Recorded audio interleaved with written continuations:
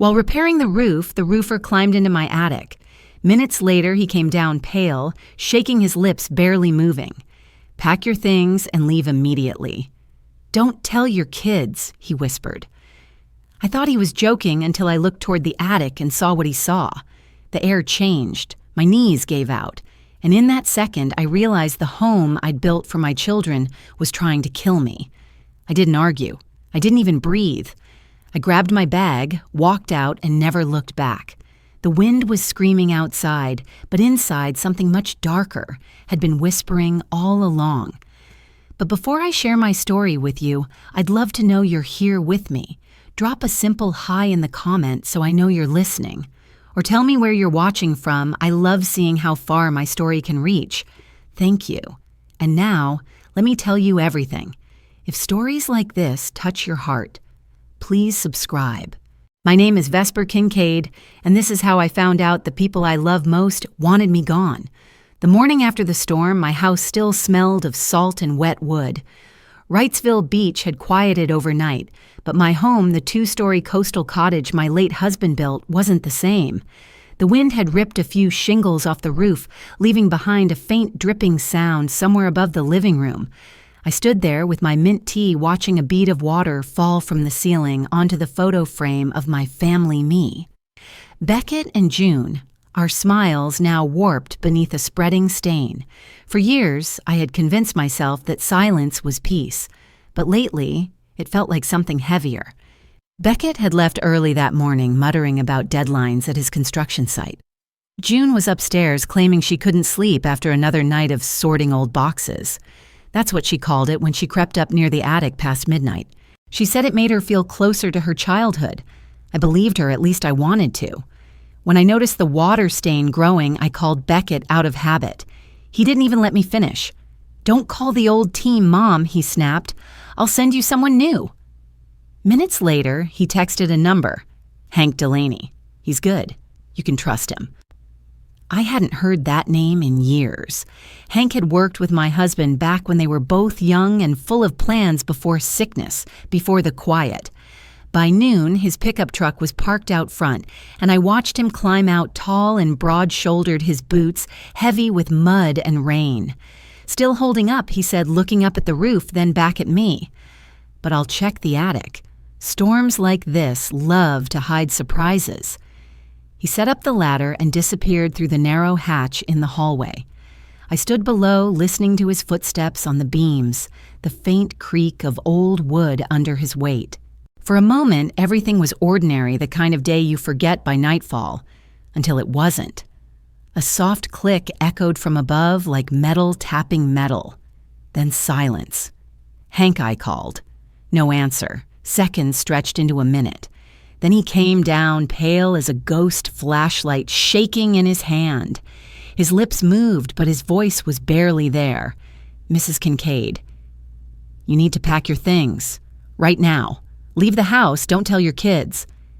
At first I thought he was joking, some strange coastal superstition, but the way his eyes darted toward the attic made my blood run cold. Why, I whispered. "Please," he said, "just trust me." He walked out the front door, his boots leaving muddy tracks on the tile. I stood frozen under the attic hatch. Through the opening, a faint red light flickered against the silver insulation, a steady pulse like the heartbeat of something alive. I could hear the ocean outside, but in my chest, there was only silence. My hand found the strap of my bag before my mind did. I grabbed my purse, my keys, and a single-frame photo from the wall. I didn't even lock the door. When I stepped outside, the wind felt different. Cold, sharp watching. Behind me, the attic creaked once as if exhaling. I didn't look back. The drive along the Cape Fear River was slow and gray. The storm had passed, but the clouds still hung low, bruised purple at the edges. I sat in Hank's pickup, clutching my handbag like it could hold my sanity. He didn't speak at first, neither did I. When he finally did, his voice was steady but tired. "I lost my mother years ago," he said. "She died of something the doctors called respiratory failure, but it didn't make sense. She was healthy. After she passed, I found out my brother had been stealing her medication money. He'd been changing her doses, too. I never forgave myself for not seeing it sooner. He paused, eyes still on the road. When I saw what was in your attic, it felt familiar. We reached the Driftwood Inn just before dusk. A fading sign flickered above the parking lot. Hank got out first, scanning the area like he'd done this before. He booked a room under his own name, 215 second floor, facing the river, and handed me the key. No cards, no phones, he said. Not even your watch if it sinks. I nodded, though my heart raced so fast it hurt. In the room, I unpacked the essentials, my papers, house documents, insurance copies, my health logbook, where I'd been noting the headaches and morning fatigue I'd blamed on salt air. Hank plugged in his phone charger, but it wasn't connected to any outlet. It was a decoy just in case. He sat across from me at the small wooden table, drawing a quick diagram on a napkin. That device in your attic, he said, had a small metal box attached to your HVAC ducts, the ones feeding straight into your bedroom. I saw timer lights tubes leading from a liquid container. Whatever it's pumping, it's intentional. You can't go back there until we know what it is. I stared at the napkin, the lines crisscrossing like veins, all pointing toward one circle, my room. I remembered that strange, sweet metallic smell that greeted me every morning, the one that made my throat feel tight and my head light. I'd even written it down, morning's weak pulse, dizzy metallic air. Then my phone buzzed. I froze. I had turned it off hours ago, but the screen lit up anyway, glowing in the dim motel light. A message from June. "Mom, are you at the Driftwood Inn?" My stomach dropped. The next message came seconds later. "If you are, stay in a room facing the river. The air's better there." I felt my breath catch. I hadn't told anyone. Not a soul. I turned to Hank, who was already standing. "How the hell would she know that?" he muttered. He grabbed my purse, flipped it open, and searched through the lining until he found it a tiny black patch no bigger than a coin. "Tracker," he said. "Bluetooth type. They probably slipped it into your bag weeks ago." He opened the window and tossed it into the river below. The splash sounded final, like the last thread snapping.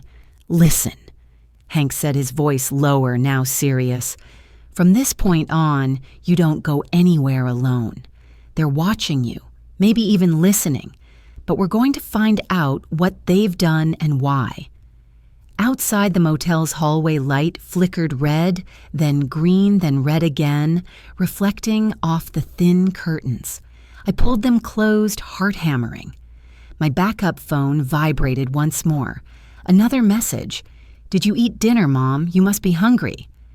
I stared at the words until the letters blurred. Then I turned the phone face down, switched it off, and whispered to no one. "They know where I am." Down below, the river kept moving slow and endless, carrying secrets out to sea. And somewhere above it, in the attic of my old house, that red light was still blinking, counting down to something I didn't yet understand. The night pressed down heavy over the Driftwood Inn, the river behind it, rippling under thin rain. I sat in bed with my health notebook open, tracing red circles around dates I barely remembered writing. Every entry carried the same pattern: morning headaches, dizziness, and a strange metallic taste. The marks began 9 months ago, right after Beckett upgraded the HVAC system, and every few weeks the symptoms spiked exactly when June had come home for a visit. She said she missed me, that she wanted to help around the house. But now those visits lined up too perfectly to be coincidence. Hank had left an hour ago, dressed in dark clothes and carrying a small toolkit, a flashlight, and a Ziploc pouch. He'd insisted on going alone. If anyone catches me there, it'll just look like a contractor checking on the storm damage, he'd said. He had that calm, practical tone that only comes from men who've spent too much time fixing what others broke. I sat in silence, the rain tapping the window in uneven rhythms. To keep my hands from shaking, I opened my log again. The handwriting shifted over time, from tidy and hopeful to messy and uncertain. I'd blamed age. I'd blamed grief. I'd never thought to blame my own children. Across town, Hank parked 2 houses down from mine, killed the engine, and slipped through the back gate. My home loomed against the cloudy sky, completely dark except for the faint red pulse of a security light above the porch. He unlocked the back door with the same spare key Beckett had once used for maintenance work. Inside, the air was cold and sterile, carrying the faint chemical sweetness he remembered from the attic. He climbed the narrow stairs, pushing the attic hatch open slowly to avoid creaks. The beam of his flashlight swept across the insulation until it found the metal box, no bigger than a toaster oven, bolted beside the main air duct. 2 clear microtubes snaked from the box into the silver ducts leading directly to my bedroom. A tiny red light blinked on the timer display reading 04:32 a.m., low setting, active cycle. He unscrewed a small panel, taking quick photos of the pump's model number and wiring board. The chemical smell intensified as he used a cotton swab to collect residue from the inner tubing. When he sealed the sample, his hands trembled not from fear but recognition. He'd smelled it before years ago when his mother's house had that same sweet odor right before she fell ill. Then voices drifted from below. Beckett. "We can't keep this up forever." June whispered sharp but panicked. "We don't have a choice," Beckett hissed. "The debt's due next month. He said if I don't pay, he'll take the company truck and report me. I can't lose that." "I'm losing everything too," June said.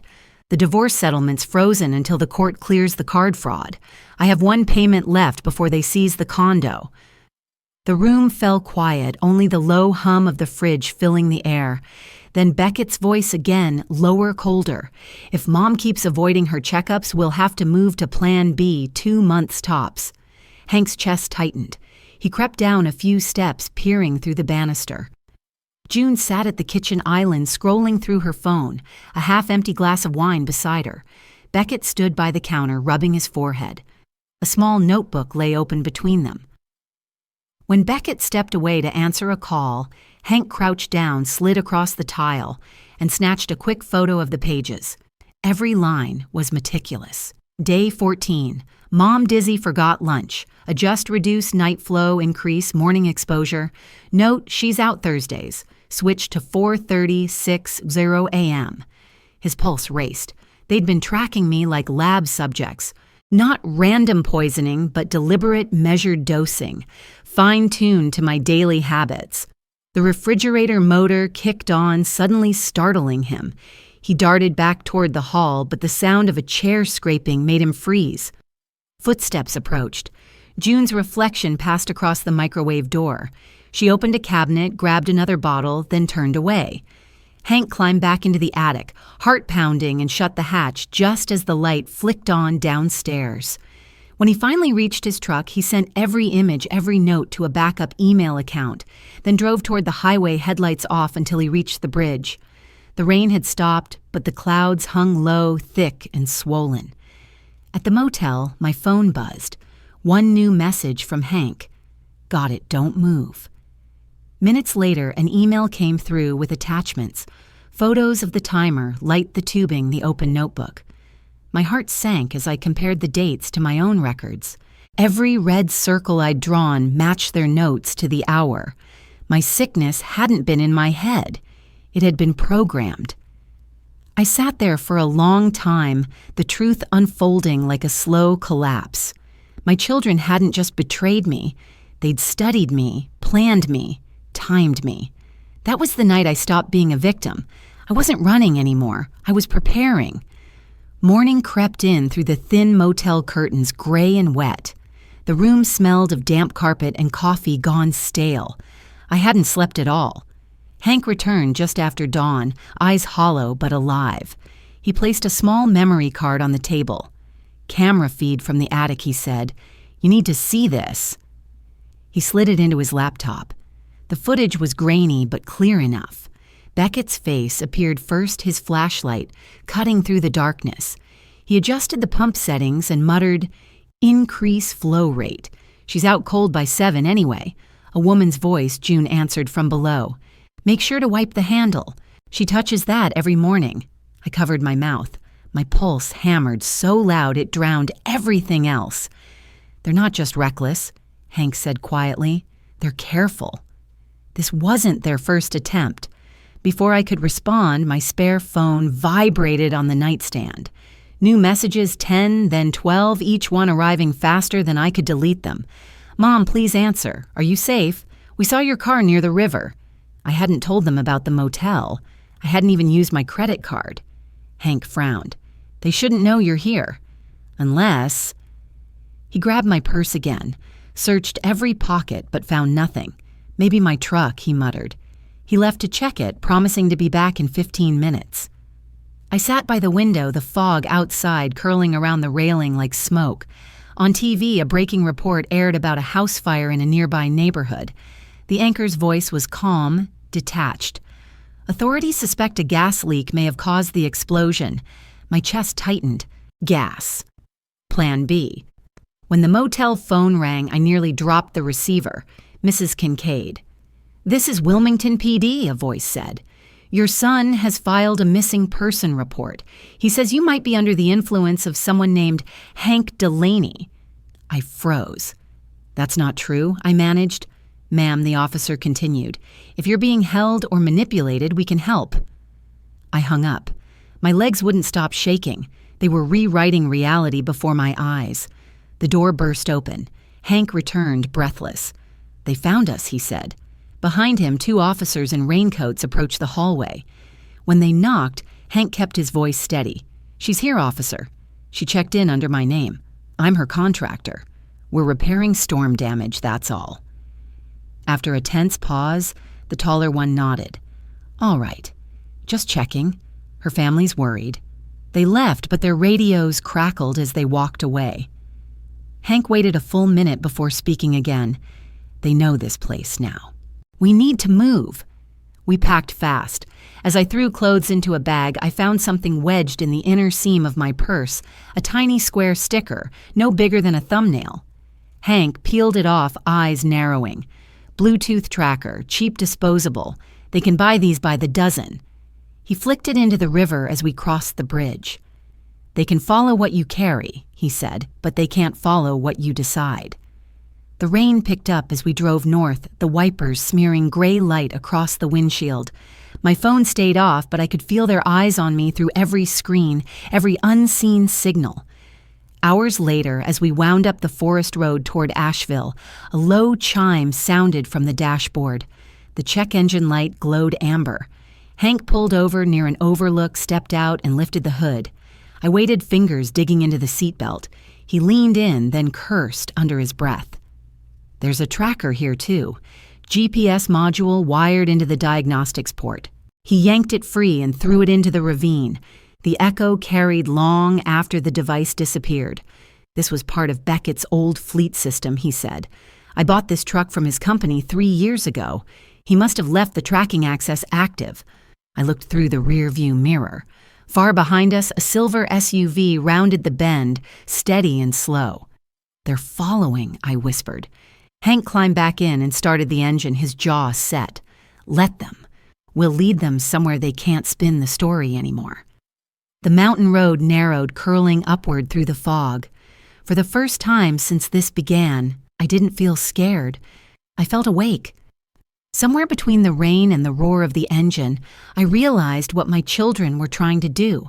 They didn't just want me gone, they wanted to erase the truth of who I was. And I wasn't about to let them write the ending. Asheville sat under a wet veil of fog when we pulled off the 2-lane road and into a gravel lot behind an old machine shop. Hank banged twice on the side door, and a tall man with oil-blackened hands cracked it open, squinting through the steam of his coffee. Elliot, Hank said, "We need a bench, a breath analyzer, and 5 minutes of your faith." Elliot glanced at me, decided quickly, and waved us in. The place smelled like solder and rain. Under a humming yellow lamp, he laid out wipe swabs, a handheld volatile detector, and a battered spectrometer that looked older than me. Hank set the Ziploc bag down like it contained a live snake. Elliot opened it with tweezers, smeared a glistening trace onto a slide, and started the reading. The screen blinked numbers, climbing, then stabilizing. "That's not household," he said. "You're looking at a synthetic oxidizer riding on an aromatic solvent.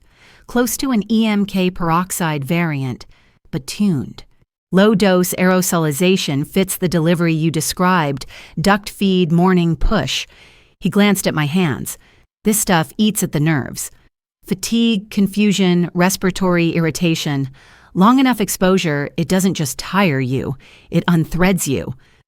I opened my health notebook on the steel bench. Every date, every hour, every flutter of my heart was there in my own script. Elliot spread Hank's photos beside it. The attic box, with tubes, the timer window. The kitchen notebook with my life reduced to bullet points. He ran a finger down both columns. Near perfect alignment, he said. Whoever designed this knew when you wake, when you nap, when you open your window. That's not chance. That's a schedule. Juniper's sophomore year chemistry came back to me like a bad song. She used to brag about lab titrations, how a fraction of a milliliter changed everything. Beckett built houses. He could run ductwork with his eyes closed, but he never spoke in milliliters. Hank flipped on the old TV bolted above a drill press, meaning only to fill the silence, and there we were. The motel hallway camera caught me and Hank in a grainy still. Silver alert, the anchor read, smoothing her notes. Family reports a missing mother, possible cognitive decline, last seen with an unidentified male. The caption slid beneath our faces like a verdict. My fingers went cold. They were making me disappear in public, not just at home.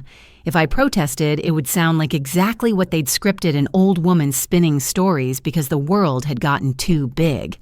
A hard knock rattled the side door. Asheville PD, a voice called. Vehicle inspection. Elliot didn't move. He tapped a key and the exterior camera lit up a plate number that didn't ping any database. The badge on the chest cam sat wrong, too shiny by half. Hank killed the lights. We slid behind a lathe so wide it could hide a family. A pencil beam cut through the crack under the door, slow as a snake, then lifted. Boots shifted on wet concrete. The beam vanished. Silence returned like a held breath released. The quiet didn't last. Elliot's phone chirped. He turned it face up. A diagnostic ping had queried Hank's truck through an old fleet portal. Your engine's talking to someone, Elliot said, already tracing the breadcrumb. They're using the service port ID. Whoever had that system before still has access. Hank exhaled through his teeth. Beckett. Elliot didn't hesitate. We split. I take the sample and your files straight to the NC State Lab and get a formal analysis started. Chain of custody. Timestamps. Once it's in, nobody can wish it away. You two head back to the coast and pull the source media. If that attic box has onboard storage, it's the spine of your case. Elliot stripped stickers off an ancient Ford in the backhanded Hank a burner and pressed the memory card into my palm like a sacrament. Keep this separate from your phone, he said. 2 baskets, 2 eggs. We left in the rain wipers thumping the blue ridge, swallowing us and spitting us toward the flat, dark east. I watched the shop's lantern glow recede in the mirror until only a red smear remained, the same eerie hue I'd seen breathing in my attic insulation. I understood then that light could be a warning as easily as a comfort. If we didn't end this, that pulse would chase me forever. Wrightsville Beach was almost silent when we turned onto my street, the kind of ocean silence that carries the shape of every wave. My house sat blacked out, blinds drawn roofline, wet and sharp against a sliding sky. Hank killed the headlights, coasted to the curb, and we listened. Somewhere inside, soft music drifted from the kitchen, a lazy melody that made the quiet feel staged. He eased the back door with his shoulder and lifted his light just enough to find the baseboards. I stood guard in the hallway with my hand on the knob, every nerve open. From the kitchen, a glow and June's breathy laugh at something only she found funny. Her phone lit her face in blue eyes, dry smile wrong. In the living room, Beckett paced with a call pressed tight to his ear. It has to be tonight, he said low and clipped. If she keeps moving money, the policy won't clear and the house claim gets messy. Don't call me again. He hung up and rapped his knuckles on the mantel twice, like he needed to knock on wood to make a lie hold. Up above, Hank's boots gritted lightly on joists. He pushed into the crawl, found the box, and flipped its service latch. The red diode winked steady and small. He slid a finger over the microSD bay, felt the spring, took a second card, and set it aside. Then a new sound cut the air below metal on metal, a valve handle, refusing to be gentle. A chemical breath rode up the stairwell, sharp and merciless. "Basement main." Hank called down, voice tight. "Back out now." I took one step toward the kitchen, and Beckett stepped into the hallway from the opposite door, a lighter rolling over his knuckles like a coin trick. "What are you doing in my house, Mom?" he asked, soft as sugar. "Ask yourself whose house this was," I said, and it surprised me how even my voice sounded. He smiled without warmth and brushed past me toward the stove. The burner clicked. Blue licked the air, sputtered, died. From above, Hank had closed the feed. Beckett's jaw ticked. The music cut off. June's face sharpened. "You shouldn't be here," she said almost kindly. Across the street, a porch light blinked on. Mrs. Willis, who filmed everything that once moved in this neighborhood, stepped out with her robe clutched at the throat. Her camera's red dot winked to life, as patient as the sea. Leave Beckett said more to the room than to me. He shoved a steel length of pipe from behind the trash bin and swung it hard at the stair rail. The old wood cracked like a dry wishbone. Hank dropped from the attic opening, landed wrong, and took the bar across his shoulder. He folded with a groan that punched the breath out of me. I grabbed his arm, dragged him to the threshold, the rain making the porch boards slick as glass. Beckett came fast, rage running ahead of him. I raised the flashlight at an angle and blasted the beam up through the attic hatch. The motion sensor inside the box woke on impact and responded with its own flare, an internal flash strobing the guts of the device. For a heartbeat, the whole skeleton of the house lit up in silver. On Hank's screen, which he'd set to auto-sync, a new file name appeared with the indifferent precision of a clock motion date time. The thumbnail froze on Beckett's own hands and the crawlspace fingers, twisting a dial index knuckle, nicked, wedding tan line, still faint on his ring finger. The next frames showed the timer window, his thumb toggling the schedule, then a cut back to the basement where the main valve lever sat at 45 degrees, ready to flood the kitchen with what the news called an accident. June stood in the doorway, her phone now pointed at me. "She's confused," she said to no one visible. "She breaks in. She hurts people. She needs help." Her tone was theater. Her eyes were calculation. Across the street, Mrs. Willis spoke into her own phone without lowering her camera. 2 minutes later, sirens began as a rumor at the edge of town then gathered into a single bright wail that rolled over the dunes and through my bones. Beckett backed toward the sink lighter still in his palm, as if sound alone could set off the thing he'd already decided to start. Hank pushed himself upright with his good arm and held up his phone like a badge. The live clip looped again. Beckett in the crawl. Beckett at the valve. Beckett looking down with a face I had given 100 birthday cakes to. Red and blue pooled against the siding as cruisers and a fire engine boxed the street. An officer took the steps 2 at a time. Another swung wide around the back toward the basement hatch. I could hear the hiss of the line as firefighters bled pressure off the feed. Mrs. Willis kept filming. Beckett finally dropped the lighter. It hit the tile and skittered under the fridge like a frightened bug. June tried one last angle. "She's not well?" she said, voice lifted to catch a microphone that hadn't arrived yet. We were trying to keep her safe. I looked past her up into the dark mouth of the hatch, where the red diode continued its tiny pulse, and I understood that safety is the word abusers use when love stops working. Behind me, the officers moved in, and for the first time in months, the air in my lungs felt like air, and not a debt I owed to someone else's scheme. They separated us and took statements on the porch, while the rain slowed to a steady hush. A paramedic wrapped Hank's shoulder with gentle hands and told him to breathe for the pain. The officer who stood with me kept his notebook dry under the brim of his hat and waited as long as it took for my voice to come back. When I finally looked up, the attic's little lights still glowed.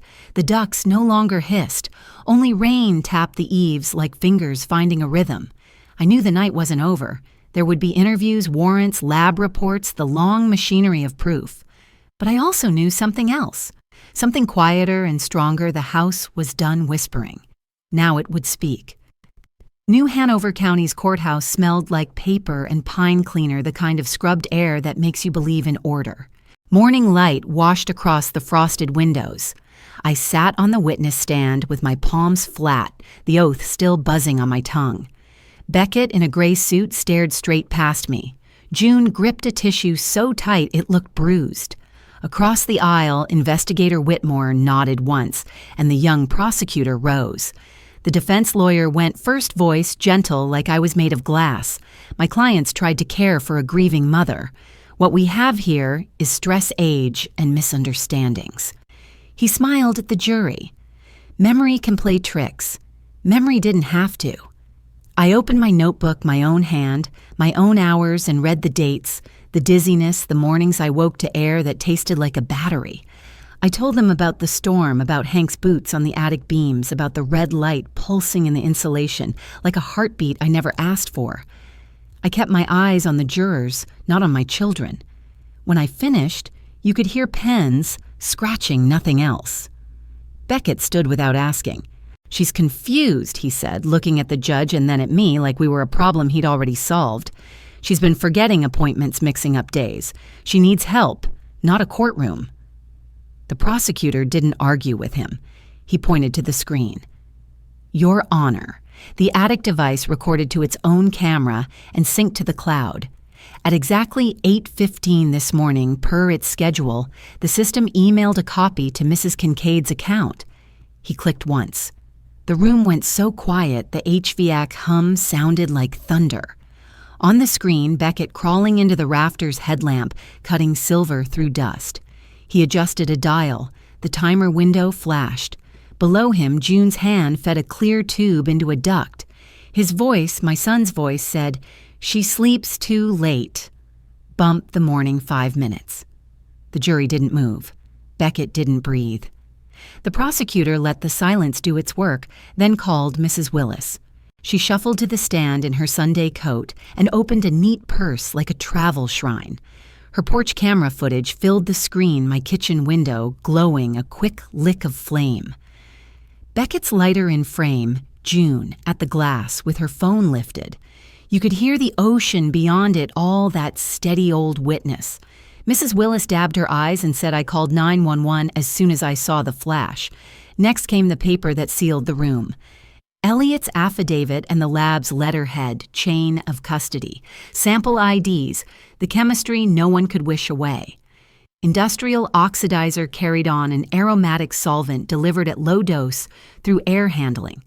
Purchases traced to an academic account in the name of Juniper Kincaid, recovered via a university email she hadn't used in years, but never closed. The prosecutor asked no flourish of questions. He just let the pages speak and stepped back.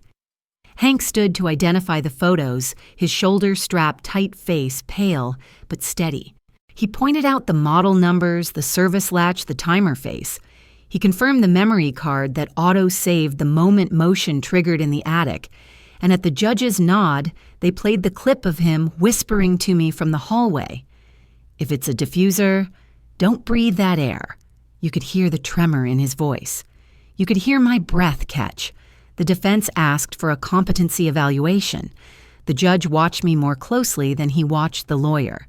"Mrs. Kincaid," he said, "you cross-checked journals, photos, cloud logs, invoices, and lab results to the minute.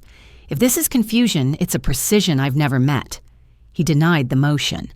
A murmur moved through the gallery and then died as quickly as it rose. I finally looked at my children. Beckett's chin had fallen to his chest. June's tears came hot and sudden, half plea, half fury. I didn't feel triumph. I felt the sharpness of air when a storm breaks and leaves everything bright and raw. Closing arguments were brief. The jury didn't stay gone long. Guilty on all counts, attempted murder, conspiracy evidence, tampering. Sentencing followed like a door shutting. 27 years for Beckett, 20 for Juniper. No early release provisions. I stood when the judge dismissed me. On my way out, the glass doors flashed the ocean back at me, and in that reflection, I saw a woman with white in her hair and a face that had stopped shaking. The wind off the river pressed against the lobby windows. For the first time in months, I let it push me forward. 6 months later, the coastline changed names. I left Wrightsville for Southport, traded a haunted cottage for a small second-floor apartment above the harbor where gulls argue over the same scrap every morning and nobody minds the sound. The roof is fresh white. The fan barely whispers, the windows catch the afternoon like a warm hand on my shoulder. I kept one frame from the old house, my husband smiling the year before he got sick. The rest I sold. The rooms were contaminated not just by chemicals, but by the story that had lived there. Hank's shoulder healed into a stubborn ache. He still climbs roofs, slower now, more careful. On Saturdays, we join a small crew that patches shingles for seniors who can't afford a new layup. He brings coffee and a toolbox. I bring a thermos of mint tea and the stubborn belief that kindness can be carpentry. We don't talk much up there. The hammering does enough talking. A letter from Elliot arrived with the final lab report and a note in his tight engineer script. The state has opened a broader inquiry into elder harm through home systems. Your case is a hinge. He added a smiley face that looked like a resistor and signed his name twice, once in ink, once in a smudge of grease. I wrote a thank you card to Mrs. Willis. I told her that her porch camera didn't just record a crime, it recorded my survival. She mailed back a photo of the sunrise over our old street, pink and forgiving, as if houses could bless the people who leave them. The symbols in my life got simpler. The new roof is not just paint, it is permission. The fan's steady sweep replaces the old hiss inside my lungs and in the ducts above my bed. The air here has no flavor. I breathe and it tastes like nothing, which is to say it tastes like freedom. Before Hank left last Sunday, he set a small box on my railing. Inside was a bent scrap of steel from the attic device, cleaned and dull. He'd scratched one line into it with his pocket knife. Sometimes the thing above you isn't shelter, it's a warning. I placed it beside my husband's photo. It wasn't a relic of pain anymore. It was a proof of life. I understand now that a roof isn't where you live. It's where you get to inhale and be believed. Family isn't a bloodline that can't be questioned. It's the hand that steadies you when the room tilts. Rescue doesn't always arrive in a last name. Sometimes it shows up in a contractor's truck that smells like rain. If there's a moral, it's small and practical when a house whispers, listen. When the air tastes wrong, trust your tongue. And when the people who should love you more than the world ask you to ignore the evidence of your own breath, open a window and step outside. I keep a new notebook now. The first page is blank on purpose. Some evenings I sit on the balcony, the fan turning, slow the harbor blinking its patient lights. I close my eyes and draw in a long, ordinary breath. No sweetness, no metal, only salt and space and the quiet I fought for.